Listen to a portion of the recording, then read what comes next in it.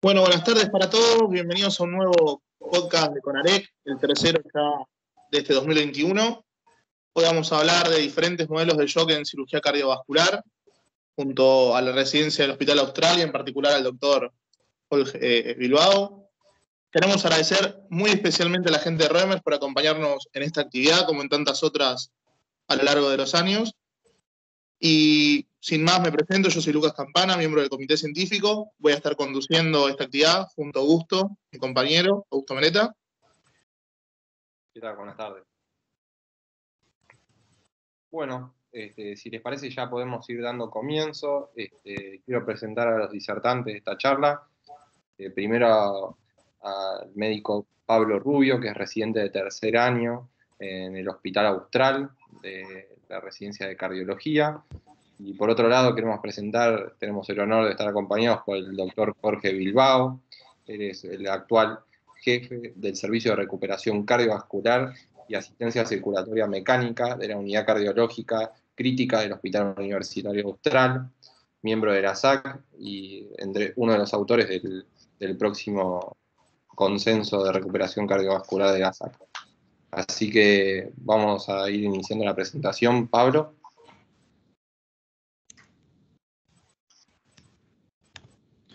Hola, ¿qué tal? Buenas tardes a todos. Muchas gracias por la oportunidad. No sé si ahí se puede observar bien. Sí, se ve perfecto, Pablo. Perfecto. Bueno, comenzando un poco con los diferentes modelos de shock en la cirugía cardiovascular, vamos a introducirnos con un caso clínico de un paciente que tenemos habitualmente, un paciente de 62 años con factores de riesgo cardiovasculares, que consulta o intercurre con un ACV isquémico cerebeloso, por lo cual ingresa en forma programada para realizarse un ecocardiograma transesofágico, en el cual se evidencia una imagen de aspecto tumoral móvil de 2.5 por 2.5 centímetros, fijada por un pedículo en la cresta cumadínica, es decir, entre la orejuela y la vena pulmonar.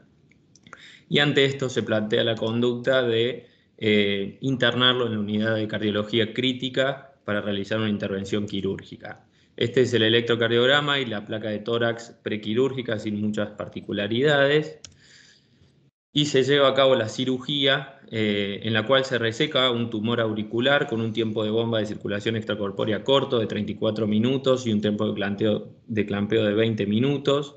En el intraoperatorio no presenta complicaciones y al ingreso a la unidad estaba en RAS de -5 con tendencia a la hipotensión, por lo cual se inicia un goteo de noradrenalina, asistido por ventilación mecánica con un examen físico normal y un laboratorio de ingreso a la unidad en el cual se evidencia una acidosis metabólica con 7,27 de pH, 18 de bicarbonato, menos 7,6 de exceso de base, un hematocrito de 36, 25.000 glóbulos blancos y un láctico de 4,5. Un electrocardiograma y una placa de tórax en la cual se evidencia en el postoperatorio un mediastino ensanchado bastante característico, como los signos de esternotomía posterior a la cirugía cardiovascular. Pero el paciente en las primeras horas intercurre con una arritmia bastante común en la cirugía, una fibrilación auricular de alta respuesta ventricular. Entonces, en este contexto, uno se plantea cuál es la causa inmediata del shock del paciente frente a las distintas opciones que tiene posterior a la cirugía, y por supuesto que se interpreta que es la fibrilación auricular de alta respuesta a esta causa. Ante esto se decide realizar una cardioversión eléctrica en 2 oportunidades sin lograr reversión a ritmo sinusal, por lo cual se inicia carga y mantenimiento de amiodarona. Entonces, en cuanto al shock, ¿cómo uno sigue posterior al tratamiento de la arritmia? Se decide expandir con cristaloides, pero pese a eso el paciente evoluciona con mayor tendencia al shock, con un ácido láctico en ascenso y continúa en acidosis metabólica en un ascenso, exceso de base más negativo y un hematocrito estable, por lo cual se comienza la infusión de vasopresores con noradrenalina y posteriormente vasopresina. Entonces, entre las distintas causas de shock que podemos tener en este paciente, nos paramos frente a un shock hipovolémico en un paciente que tenía un hematocrito estable, con escasos débitos por los tubos y sin tratamiento antiagregante previo. Se plantea también el diagnóstico previa y no aparentando estar en un cuadro de hipovolemia franca, y sí a favor es que requería inotrópicos en altas dosis y por el momento no se contaba con un ecocardiograma control.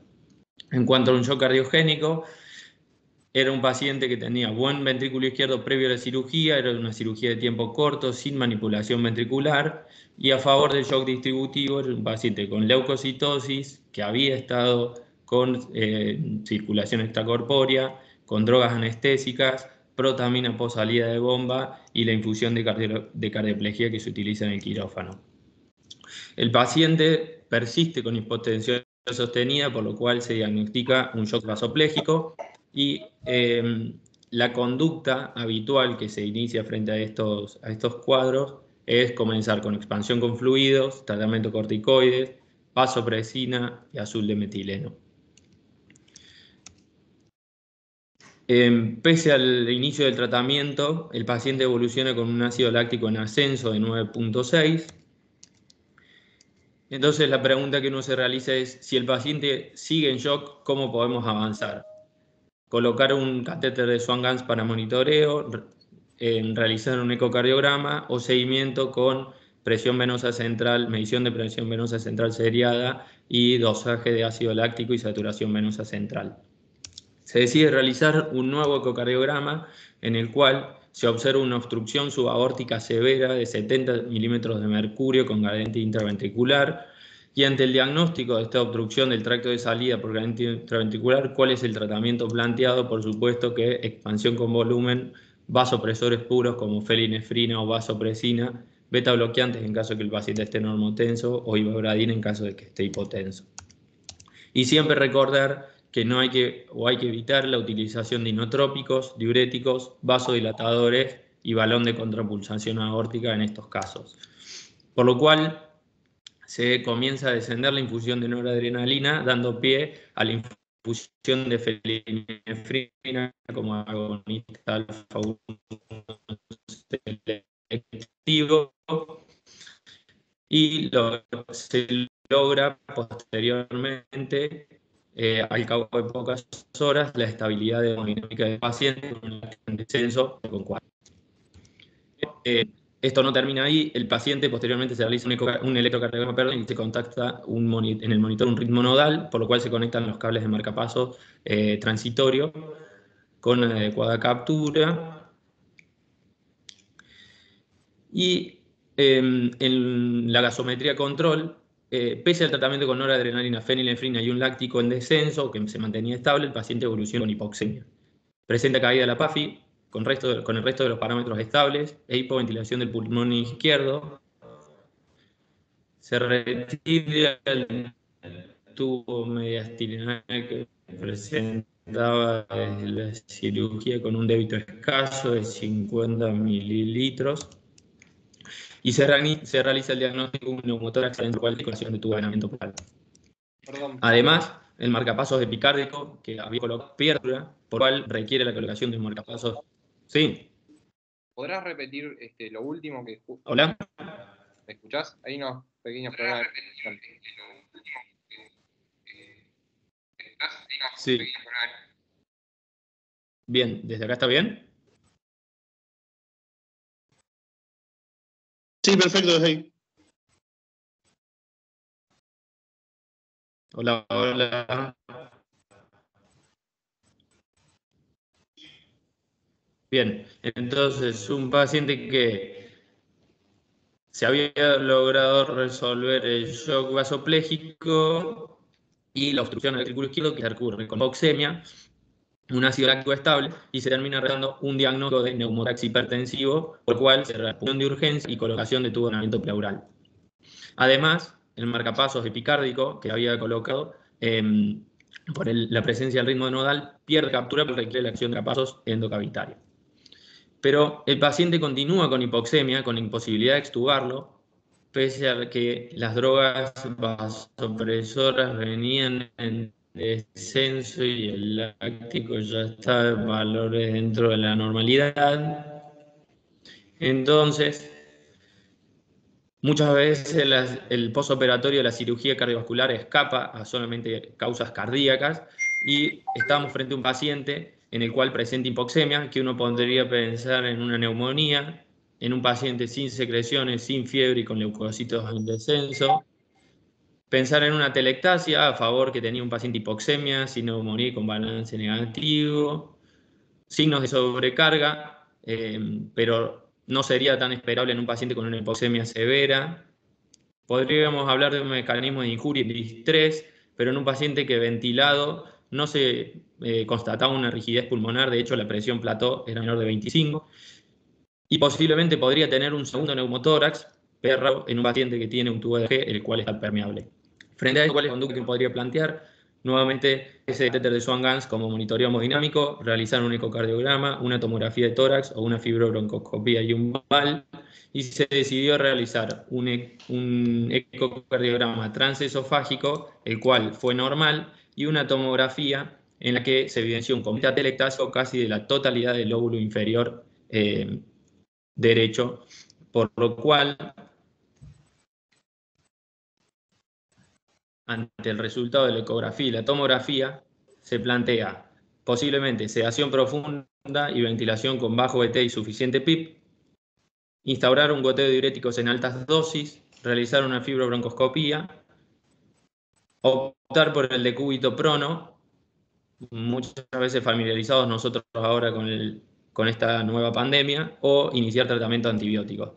Se decide realizar una fibrobroncoscopía en la cual se logra aspirar secreciones mucopurulentas y el paciente tiene una muy buena evolución, lográndose la extubación al 8º día postoperatorio.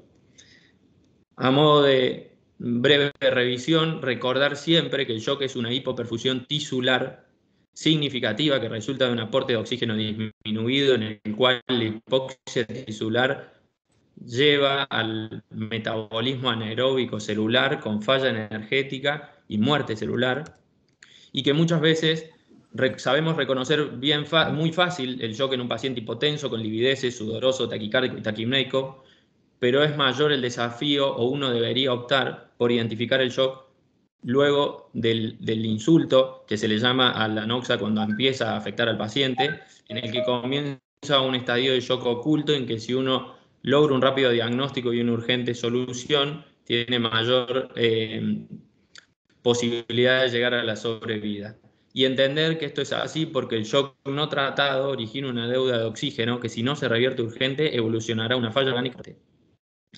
Y para eso tenemos parámetros clínicos y bioquímicos que son precoces a la aparición de los signos y síntomas mayormente conocidos de shock, y siempre debe tenerse en claro frente a qué tipo de shock uno va a enfrentar, ya sea mediante una evaluación clínica rápida o mediante una evaluación más invasiva mediante un catéter de Swan-Ganz, evaluando la presión venosa central, la wedge, el índice cardíaco o las resistencias vasculares sistémicas. Y entender que un mismo paciente en posoperatorio de cirugía cardiovascular, y creo que esto es lo más desafiante de un paciente en el posoperatorio, puede pasar por distintos modelos biológicos de shock y pasar de un cuadro hipovolémico a un shock hipovolémico por sangrado, y la respuesta inflamatoria sistémica que se desencadena llevar a un shock distributivo, y por el tratamiento con vasopresores de ese shock distributivo desencadenar una obstrucción del tracto de salida y estar frente a un cuadro de shock obstructivo.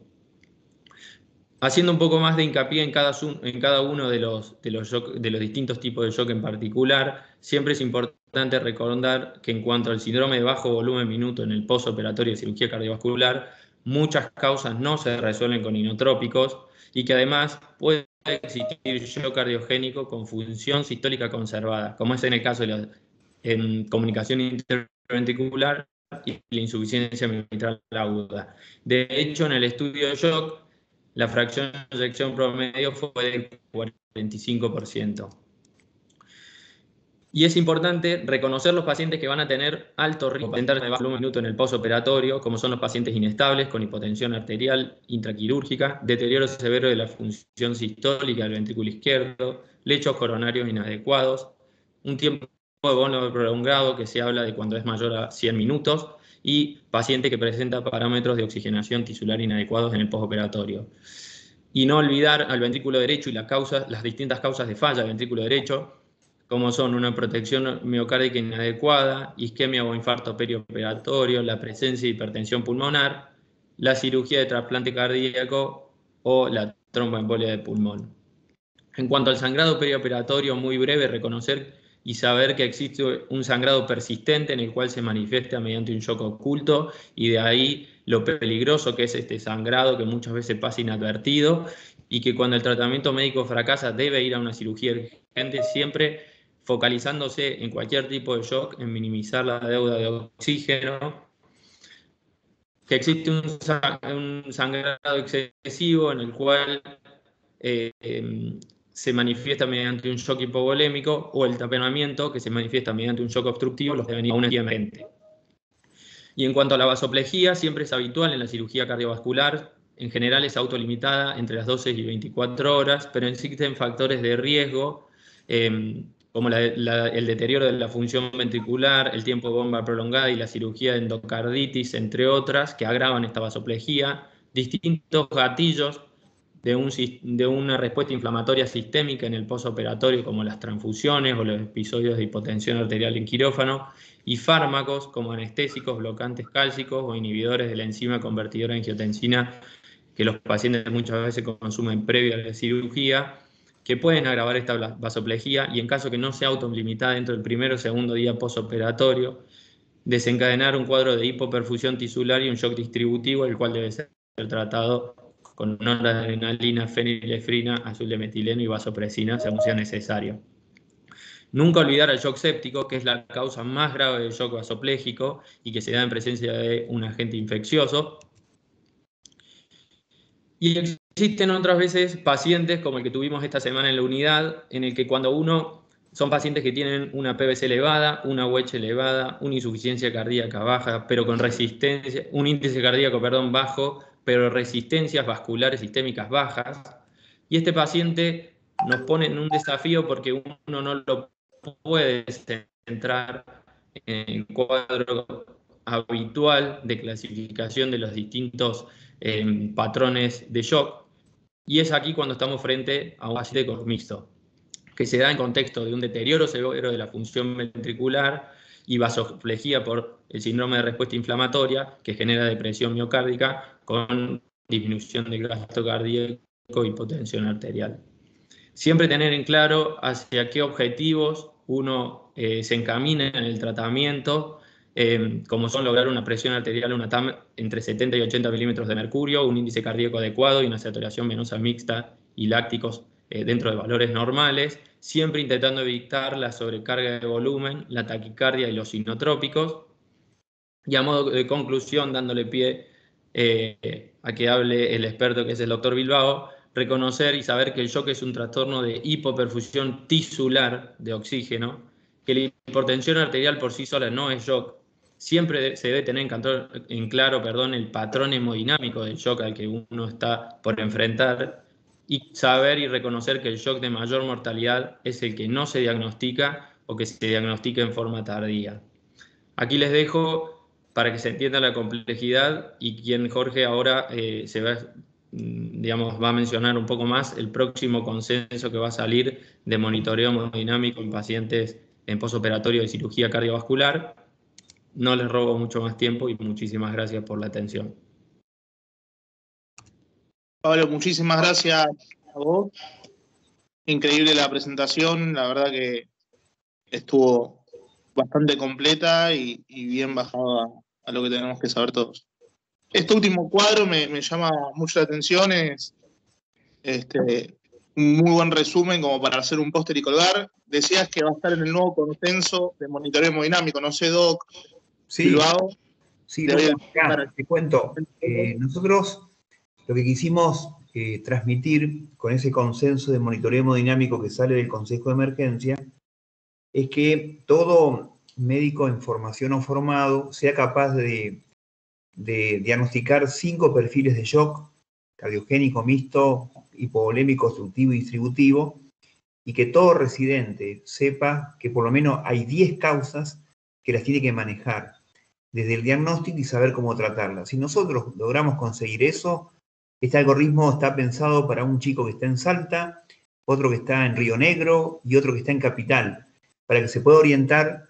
Y como ven al costado están los minutos, por lo cual ustedes diagnóstico y tratamiento tendrían que resolverlo en no más de 1 hora y media, para que después, como decía Pablo, no se pague una deuda de oxígeno irreversible que termina con la vida del paciente. Si yo veo que podemos hacer 5 diagnósticos de perfiles de shock y que encima tenemos 10 diagnósticos, estamos hechos.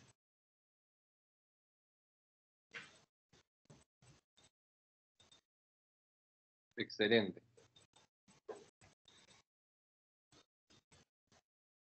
No sé, Jorge, si tenés algún comentario puntual respecto al caso que presentó Pablo, la verdad que... Sí, primero, nosotros, este caso es real, obviamente. Yo lo que quiero transmitir es algo que Pablo de alguna forma lo dijo, que ustedes saben que los cardiólogos, en la hemodinamia estamos más cómodos en la terapia intensiva que un terapista en la unidad coronaria. Ustedes saben que eso pasa.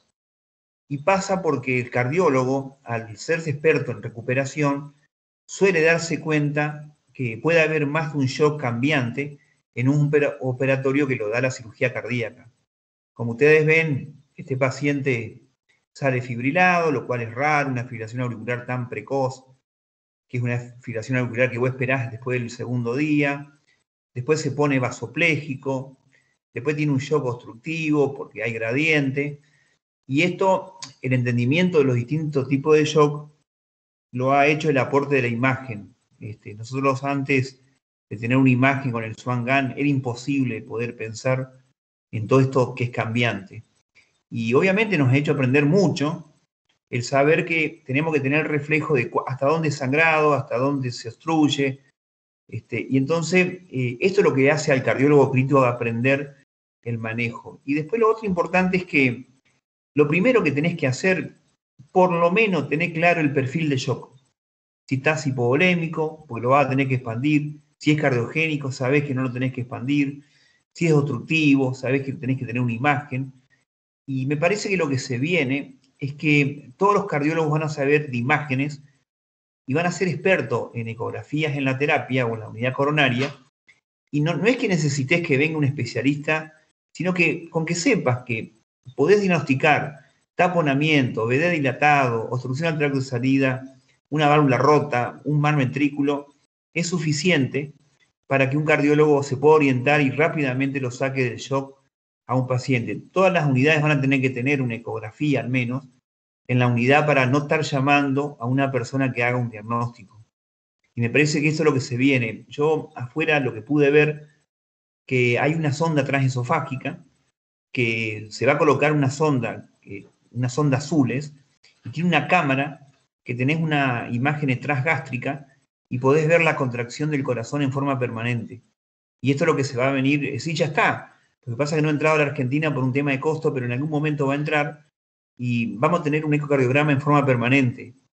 Y después creo que el Swan-Ganz, que es del año 70, que muchos lo quieren defenestrar y quieren que baje la mortalidad no siendo una droga, lo cual es difícil porque te orienta al manejo fino del inotrópico. Como decía Pablo, no castigarlo al corazón con más inotrópico de lo que corresponde, y eso es lo que te permite el Swan-Ganz, que al poder medir las cargas, vos le das la dosis justa inotrópica para no castigar un corazón, sobre todo en el modelo isquémico necrótico. Es eso lo que quería agregar y puedo contestar la pregunta que quieran. Sí, siguiendo un poco con estas herramientas para el diagnóstico temprano en el postoperatorio, ¿cuál considera usted que es más útil o más indispensable? ¿El Swan-Ganz, el eco, quizás un monitoreo continuo como pico? No. Mirá, Luca, nosotros en el consenso de monitoreos aclaramos que el manejo titular, el manejo de imagen y el manejo de hemodinámico son todas herramientas complementarias. Es decir, no están compitiendo porque todas tienen ventaja y desventaja. Si uno se inclina, para el diagnóstico precoz podría ser mejor el manejo tisular, pero eso te sirve para el diagnóstico. Y si te querés quedar con algo, tal vez la imagen sea lo mejor, pero ¿sabés cuál es el problema? Que es una foto, viene el ecografista, te hizo una imagen y se fue. Tal vez cuando venga el transesofágico con la sonda, con la cámara transgástrica, tal vez la imagen pueda llegar a desplazar tal vez todos los catéteres, pero hoy por hoy no vale la pena pelear si es mejor, si es peor. Yo creo que tenés que jugar con todos, porque aún manejando el volumen minuto adecuado, gracias al Swan-Gun, tisularmente, si no podés corregir el láctico, has resuelto el shock hemodinámico, pero sigue estando en un shock tisular. Y a lo mejor, si querés estubarlo, tenés que tener cuidado que aunque hayas corregido el volumen minuto, si seguís teniendo 7 de láctico, podría complicarte el destete del respirador. De manera que son complementarios. Jorge, nosotros fuimos recolectando preguntas tanto de los asistentes a la reunión como gente que fue preguntando en nuestra página. Por ejemplo, acá Lucila de Río Negro pregunta si existen marcadores preoperatorios del riesgo de shock, y quería aprovechar yo a vincular esta pregunta con lo que te había hecho Lucas, si existe algún paciente al que usted quizás sistemáticamente decide colocarle un Swan-Gun durante el procedimiento quirúrgico, o si hay alguna patología puntual a la que usted prefiere que se coloque este dispositivo durante el procedimiento para tener más información en el postoperatorio inmediato. Sí, es muy buena la pregunta de Lucila, porque en un momento pasamos que a todos le poníamos Swan-Gun y después pasamos un momento que a ninguno le indicábamos un Swan-Gun. Pero nosotros le colocamos un Swan-Gun a todos los que van con ventrículos severos, porque vos tenés que advertir el bajo gasto subclínico y no darte cuenta cuando el paciente no orina. Entonces, a todo el paciente que tenga fracción de inyección de 30 o menos, en nuestra unidad van con Swan-Gun. Y después, si se llega a complicar en el intraoperatorio, ejemplo, una bomba prolongada, el cirujano ya directamente te indica un Swan-Gun. ¿Qué nos permite a nosotros el Swan-Gun en el postoperatorio? Bueno, no pasarte por alto el bajo gasto subclínico, y a nosotros nos ayuda a estubar el paciente antes. Porque saben que cuando falla el destete, en pacientes con malos ventrículos, aunque tengas gases en sangre, se sabe que 1 de cada 4 pacientes tienen falla cardiovascular. Y si tenés un Swan-Gun, hay 2 tipos de falla en el destete. Una que es congestiva, que hace edema pulmón y le pondrías nitroglicerina y furo. Y cuando es por bajo gasto, los estubás con dobutamina, en 4 o 6 gamma, y entonces facilitás el destete. Antes, ¿qué hacíamos? Los estubábamos y después teníamos que reintubarlo, porque el soporte respiratorio es también un soporte hemodinámico.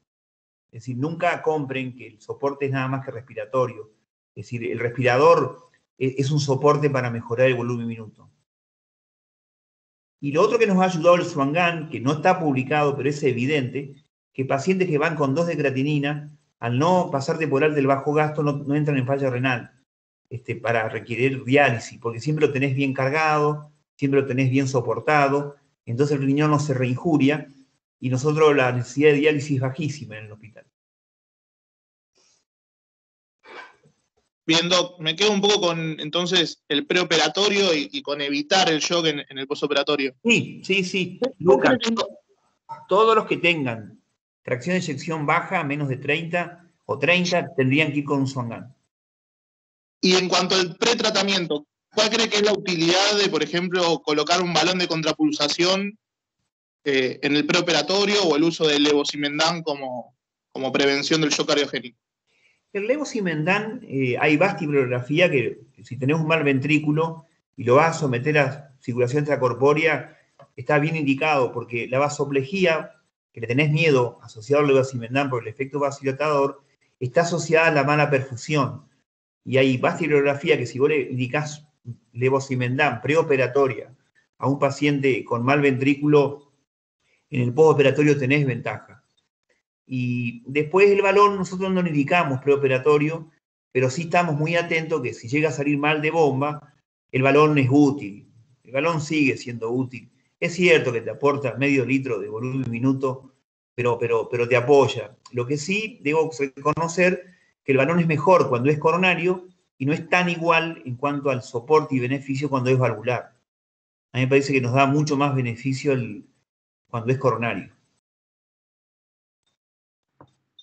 Perfecto. Acá otro de los residentes me pregunta que en el medio de él suelen utilizar el cálculo por método de Fick para estimar el gasto cardíaco. Si bien no es un método muy fidedigno, ¿Usted lo utilizaría en la práctica diaria, en algún escenario? Quizás Sí, quisiera más que nada, cuando ustedes saben que el swan gun, el problema del swan gun es la insuficiencia tricuspidia. Y cuando es significativa, puede ser falaz el cálculo de volumen minuto. No se olviden que es un tema de termodilución, tiene que haber diferencia de temperatura entre la aurícula y el ventrículo. Y ahí el método de Fick te aporta un dato con alguna falla, pero lo que tratamos de hacer no es que queremos creerle más un método que el otro, sino que tenemos que tratar si son por lo menos similares. Pero sobre todo cuando tenés insuficiencia tricuspidia, ahí es donde el swan gun te puede errar el volumen minuto. Y en ese sentido, ¿qué valor tienen otros parámetros como el delta de CO2, la saturación venosa central, el láctico? Bueno, lo que nosotros hacemos, es buena la pregunta. Quien la hizo, ¿qué pasa? Como no hay un marcador tisular directo de la hipopresión tisular de oxígeno, y todos tienen ventajas y fallas, por ejemplo, el láctico tiene la desventaja que si el hígado está mal, no lo aclara y te da un láctico falsamente alto para creer que es por hipoperfusión. Otro problema que tiene el láctico es que si está frío el paciente, la hipotermia te hace un láctico elevadamente elevado. Bueno, entonces, ¿qué hacemos? Pedimos por lo menos 3 parámetros de hipoperfusión para ver si van de la mano. Es decir, por ejemplo, estaría bueno tomar saturación venosa central, láctico y, si querés, déficit de base. Y después el delta PCO2 está bueno porque es el único parámetro de hipercapnia tisular, no de hipoperfusión. Es el único parámetro que te hace ver que le cuesta a la célula sacar el anhidro carbónico. Y puede haber un paciente que tenga un gasto normal que tenga un delta PCO2 mayor de 6, y con ese tenés que cuidarte un poco. Hay trabajo con politrauma, con bajo gasto por cirugía cardíaca y con shock hipovolémico. Es muy bueno el delta PCO2. Pero claro, yo no me voy a fanatizar con ninguno. Sí les digo que el más precoz de todo es la saturación venosa. Y el láctico es medio tardío y le termina ayudando, pero traten de usar 3 por lo menos, para que ustedes vean que por lo menos le creen a 2 de 3. Y de esa manera están trabajando de ida para hacer el diagnóstico tisular del shock temprano, pero también de salida, cuando mejoraron el volumen minuto, mejoraron la hemodinamia, orinó el paciente, le subieron la TAN, y ustedes ven que, que le está costando aclarar el parámetro de hipotensión tisular. Quiere decir que han resuelto el shock manifiesto, pero ha quedado el shock todavía tisular. Perfecto. A ver, sigo con otra de las preguntas. Gabriel de Salta me pregunta si existe una diferencia en la incidencia de shock según la indicación quirúrgica, en el caso de las valvulopatías, ya sea por sintomatología o por deterioro de la función ventricular. Sí, si tiene deterioro de la función ventricular, con que solo se le asocie una bomba prolongada, va a tener un shock cardiogénico, se te va a hacer mixto, porque la bomba te va a inflamar el paciente y se te hace complejo el paciente. Sí, cuando tiene mal ventrículo, incide fuertemente en el shock cardiogénico. Y después, el shock vasopléjico, nosotros vemos mucho shock vasopléjico, y sobre todo cuando se prolonga la bomba. La politransfusión, algo nombró Pablo de la protamina, cada tanto tenés un problema con la protamina. La protamina es una droga de mucho cuidado. Bien. En cuanto a esto, también Lara de Río Negro nos pregunta si hay algún beneficio en el filtro de citoquinas durante la bomba de circulación, más que nada en lo que sería evitar la vasoplejía, ¿no? Sí, es caro, te cuento, es caro el filtro, pero sí, se inflaman menos. Y si se inflama menos, hay menos vasoplejía. Tal vez un cirujano, cuando ve que la bomba va a ser prolongada, que tiene a lo mejor un triple reemplazo valvular mitral, que ve que se le va a complicar, no está mal usar el hemofiltro. Lo que pasa es que es caro, vale una fortuna.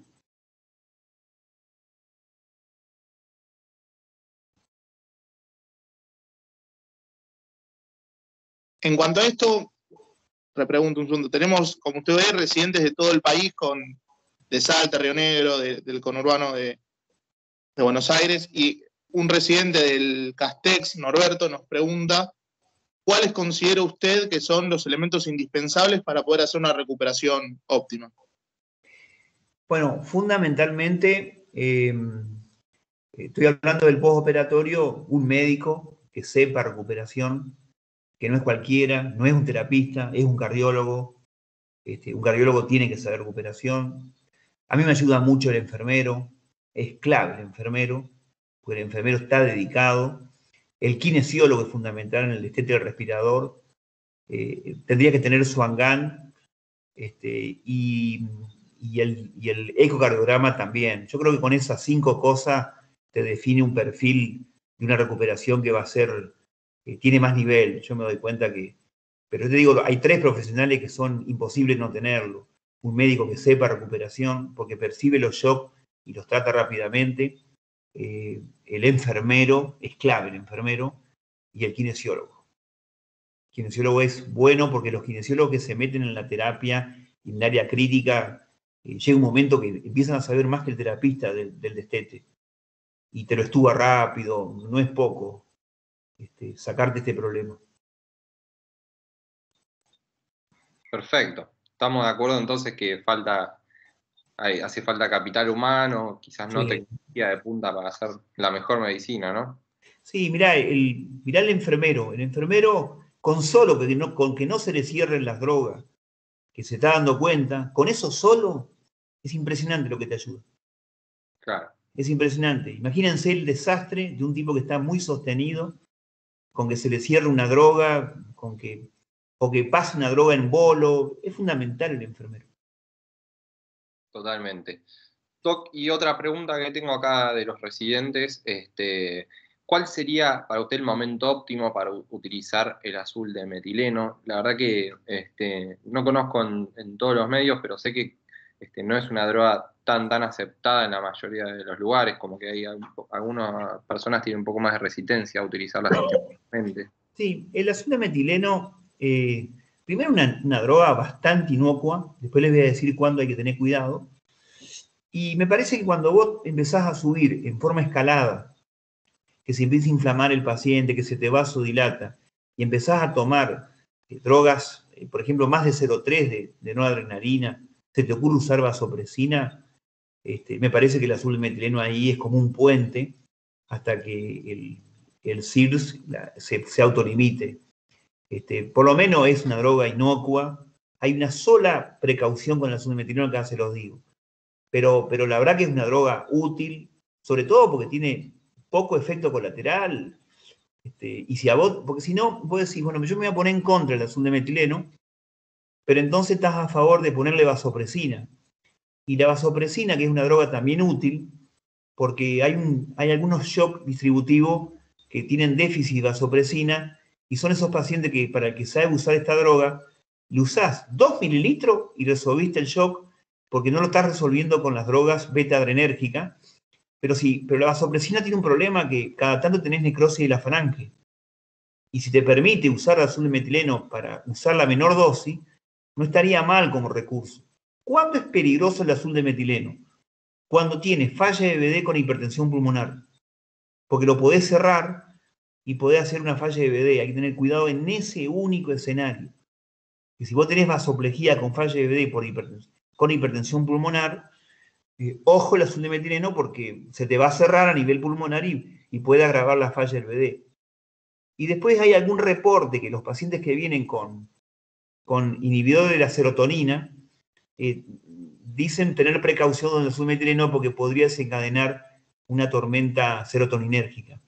Es decir, cuidado con el que viene con sertralina, paroxetina, cuidado ahí, porque hay alguna información que podría dar una tormenta serotoninérgica. Y después una cosa que les quería contar, que cuando el azul de metileno anda, a veces le anda por 6-7 horas, le podés hacer una segunda dosis, cosa que a veces no teníamos eso. Yo lo he hecho hasta 3 dosis de azul de metileno y la verdad que no me pasa nada, yo no tengo problema. El paciente pasa la noche, deja de sangrar, lo deja de transfundir y después empieza a autolimitar la respuesta inflamatoria. Y ahora nos pasó con un paciente muy cercano, hace 10 días, que nosotros usamos el azul de metileno para sacar la noradrenalina. Y cuando vimos que la noradrenalina estaba en 0,6 y la pusimos en 0,2, lo despertamos para estubarlo. Entonces fue al revés, es decir, no fuimos de ida, sino que de vuelta en el segundo día, al tener noradrenalina, le pusimos azul de metileno y entonces pudimos bajar a menos de la mitad la noradrenalina, lo empezamos a despertar, cortamos los sedantes y lo estubamos al paciente. Doc, no sé si usted tiene alguna experiencia, nos pregunta Sebastián por el chat, en el uso de azul de metileno en el preoperatorio. Sí, porque yo te cuento, cuando Ricardo Levin, que es el más experto de azul de metileno del país, inclusive la cita del Borja, del Bojar, de recuperación es la cita de Ricardo Levin, en azul de metileno, él siempre decía, lo tenemos que usar antes, y al que vos ves que va a ser una bomba prolongada, le podrías hacer de azul de metileno preoperatorio. ¿Qué perdés con el azul de metileno? Que cuando ves la saturación, como es un tema de color de la sangre, después tenés el problema con la saturación venosa con el dedo. Pero la verdad que si vos ves que un paciente se puede inflamar, no está mal usar el azul de metileno. Y lo otro que les quería contar, que cuando uno ve el óxido nítrico, uno siempre está pensando en la periferia, pero si el óxido nítrico es importante, la dosis que tiene en la sangre, es inotrópica negativa. Es decir, si vos buscás el efecto del óxido nítrico, te dice vasodilatación pulmonar y vasodilatación periférica, eso justifica el alto volumen minuto, pero a nivel del corazón el óxido nítrico es depresor cardíaco. Por eso el azul de metileno uno cree que solamente es un tema de resistencia, pero no es tan así.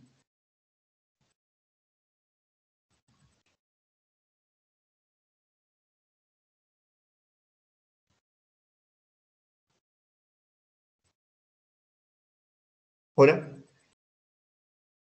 Sí, Doc, entonces me voy un segundo con la falla de ventrículo derecho que usted la mencionó. Sí. ¿Cuándo usted lo pensaría y cuál cree que es el manejo óptimo? No, la falla de BD, primero, nunca va a haber falla de BD si antes no está dilatado el corazón derecho. Eso lo ves con la imagen o lo sospechás con la PVC. Si la PVC está alta, el diagnóstico diferencial es el taponamiento. La imagen se impone para hablar de falla de BD. ¿Cuándo para mí la falla de BD, sabiendo que descarté el taponamiento, es significativa? Cuando la vena cava está dilatada.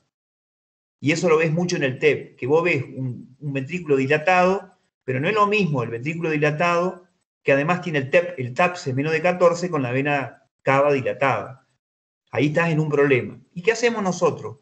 Cuando vemos que ya tiene 15 de PVC, no lo podés seguir expandiendo, porque si lo expandías isquemia del BD.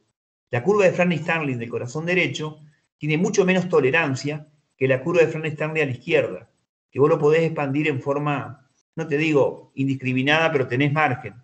El BD claudica con la sobreexpansión. Está acordado internacionalmente que no tenés que expandirlo con más de 15 de PVC. Tenés más de 15 de PVC, tenés que sostener el corazón derecho con un inotrópico. Y nosotros usamos dos. O usás dobutamina o usás milrinona. De ida podés usar cualquiera de las dos drogas, son buenas. Te inclinás más por la milrinona cuando estás taquicárdico, y si no, la milrinona para cuando estás taquicárdico, y si no, dobutamina, que es una droga más barata. Si con la milrinona no te alcanza, no es poco que al BD no lo tengas hipotenso, y le podés agregar noradrenalina para que el paciente no tenga hipotensión. No la pasa bien el ventrículo derecho si está hipotenso el paciente, porque se le asocia a la falla del BD propia, de la causa que sea, la isquemia, por disminución del gradiente aorta coronaria derecha. Entonces nunca tiene que estar hipotenso un paciente que tenga falla de BD. Y si falla el inotrópico, el sostén es el ECMO. El ECMO es la asistencia para el BD. No le va tan bien al corazón izquierdo, pero al BD lo asiste. Y ahí habrá que discutir. Si vos tenés una falla de BD con resistencias altas, que te va a ayudar a hacer ver el Swan-Gan, a nosotros nos ha ido bien con el óxido nítrico. Es buenísimo. Por la rama inspiratoria del respirador, la verdad que el óxido nítrico ante resistencias altas es un flor de recurso. No me va bien con el balón, salvo que tenga una falla izquierda, porque el balón al BD no lo asiste, no lo ayuda mucho. Salvo que tenga la coronaria derecha por el efecto de la perfusión comprometida, pero en general el balón no te va a ayudar. Doc, y existen algunos estudios viejos, tengo entendido, del uso de aminofilina en falla ventricular derecha. Sí, yo les cuento, la aminofilina, que es una droga que ahora no se usa nada, tiene algún fundamento porque inhibe la fosfodiesterasa. Es decir, a veces nosotros hacemos un juego, ¿cuáles son las drogas que inhiben la fosfodiesterasa? Bueno, la más conocida es la mirrinona, pero la aminofilina inhibe una enzima que se llama también fosfodiesterasa, teofilina, aminofilina, es antiadenosina. Yo no lo usé mucho nunca, pero sepan que el silostazol inhibe la fosfodiesterasa 3, también, bueno, el sildenafil inhibe la fosfodiesterasa, la pentoxifilina inhibe la fosfodiesterasa, el levosimendan en altas dosis también inhibe la fosfodiesterasa, y son formas de actuar. Yo, la verdad, que la aminofilina no lo usé nunca, alguna vez en un paciente con isquemia, porque es antiadenosina, para evitar la bradicardia te puede servir, pero al tener la milrinona, prefiero la milrinona. ¿Qué he visto afuera? Que la milrinona también se hace inhalatoria. Es decir, está la ampolla para hacerlo inhalatoria. Ante la imposibilidad de tener, o en la salida, vienen los preparados para inhalar como si fuera que la nebulizás con milrinona. Es decir, no lo hagan con la mitad de la ampolla, porque yo lo que vi, nebulizaciones cada 6 horas con milrinona, pero viene preparado para prepararlo e inhalar, por la gran absorción que tiene en el pulmón esta droga.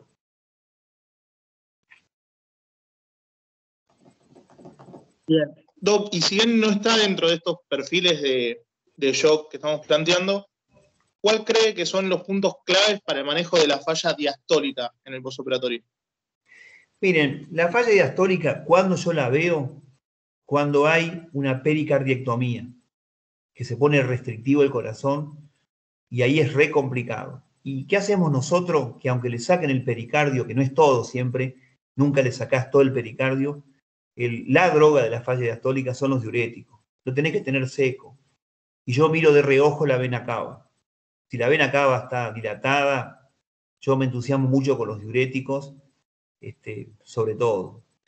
La falla diastólica, ustedes saben que los pacientes son tan mortales como la falla sistólica, porque el paciente es más grave, son EPOC, tienen cardiopatía, pericarditis, pericardiopatía, son pacientes con restrictivos, amiloidosis, son pacientes más graves, por eso la falla diastólica.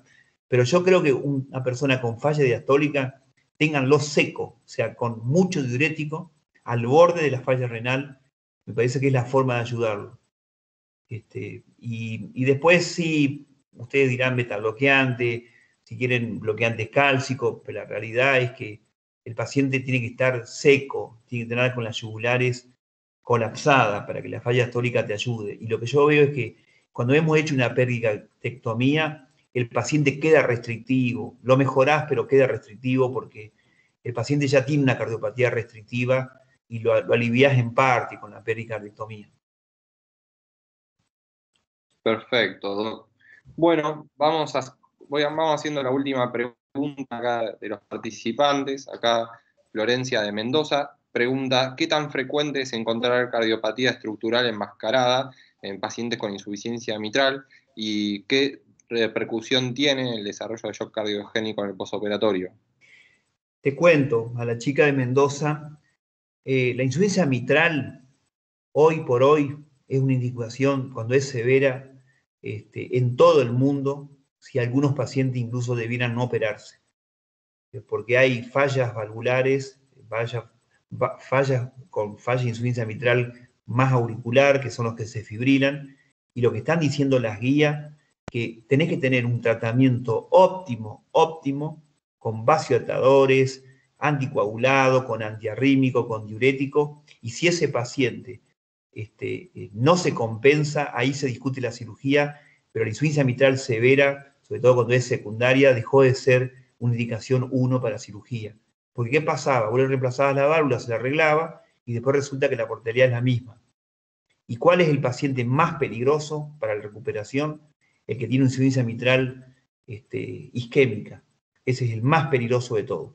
Ese es el más complejo de todos los pacientes, y siempre hay que tener cuidado con ese paciente que tiene insuficiencia mitral, con infarto, mal ventrículo y encima coronario, ese es el peor de todo, el peor de todo.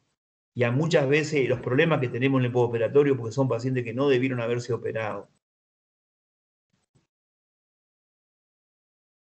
Bien, Doc. Como cierre ya para este podcast, una pregunta que ya es tradición. Nos gustaría dejarle la libertad de que le deje un mensaje a los residentes, el que a usted le parezca.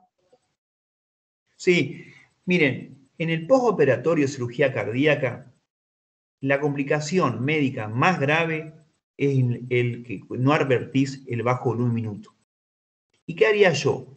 Aún en el mejor paciente que vos creas que está bien, no dejes de usar los parámetros tisulares, que por lo menos usa 3. Tenés 5, porque tenés saturación venosa, delta PCO2, exceso de base, tenés el bicarbonato, tenés el láctico, y por lo menos usa 3. Tratá de entender que por lo menos 2 pueden ir en la misma línea. A partir de ahí, si vos ves que no lo podés corregir, tenés que pedir ayuda a un staff, porque ese bajo gasto que al principio es tisular va a terminar repercutiendo en un paciente que después deja de orinar y no vale la pena enterarse después. Tampoco le estubaría al paciente si veo que no está claro. Una vez que yo tengo el diagnóstico de shock, trataría de buscar el perfil de shock. Estoy hablando de algo cardiogénico, es mixto, es hipovolémico, que te el sentido del algoritmo. Todo bajo el minuto, no puede no tener un ecocardiograma, no podés confiar en solamente un Swan-Ganz, tenés que tener una imagen, porque si tenés obstrucción al tracto de salida, el inotrópico que parece que te está ayudando, en realidad te está empeorando el paciente, te lo demora. Y una vez que tenés claro, lo más difícil para mí en la recuperación no es el shock de entrada, de ida, en eso hay varios expertos, sino cómo sacás las cosas. Es decir, ¿cuándo te convertís en un médico intensivista, un médico experto? Cuando sabés sacar las cosas que puso otro. Si vos no sabés hacer eso, es más, quien quiera rotar en el área nuestra se da cuenta que el acierto nuestro es ver cómo los residentes aprenden a sacar las cosas. Somos todos buenos. El problema es que después te dejan solo. Y viene el cirujano y te dice, ¿qué crees que le está pasando? Y le digo, mirá, tuviste 3 horas operando. Ahora tengo que sacar esto de a poco. Y la estrategia en sacar las cosas, eso define un intensivista, una persona que coordine, de cómo sacar las cosas. Si no sacás las cosas, el paciente está bien 2 días, pero después se te infecta. Y ese es el problema, por algo la principal causa de mortalidad de un shock cardiogénico, créanme, no es el corazón, sino que se muere de shock séptico, por la incapacidad o por no saber o por no poder sacar el soporte. El Swan-Ganz te complica, no dejar a vivir las cosas. Si no sabes sacar las cosas, no te estás convirtiendo en el médico que tenés que convertirte. Sabes todo de ida, pero te cuesta. ¿Cuál es el médico que sabe todo de ida? El emergentólogo. Pero después te lo pasa a la terapia, te lo pasa a la unidad coronaria. Y vos te tenés que convertir en un médico experto cuando podés sacar las cosas. Me parece que por ahí pasa poner mucha atención cómo el staff aprendió a los golpes y equivocándose a sacar las cosas. Pongan foco en eso y se van a convertir en mejores médicos. Bueno, Doc, muchísimas gracias nuevamente. Un placer.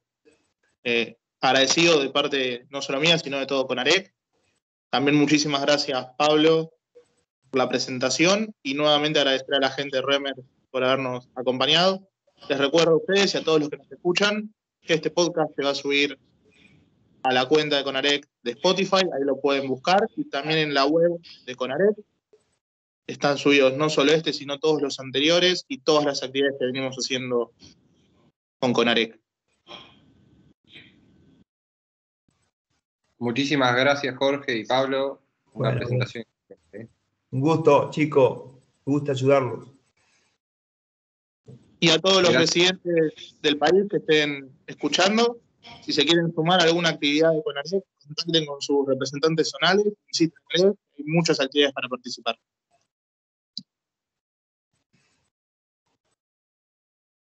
Bueno, damos cierre. Muchas gracias a todos por participar. por las preguntas y bueno, por estar acá escuchando. Tengan muy buenas tardes. Buenas tardes.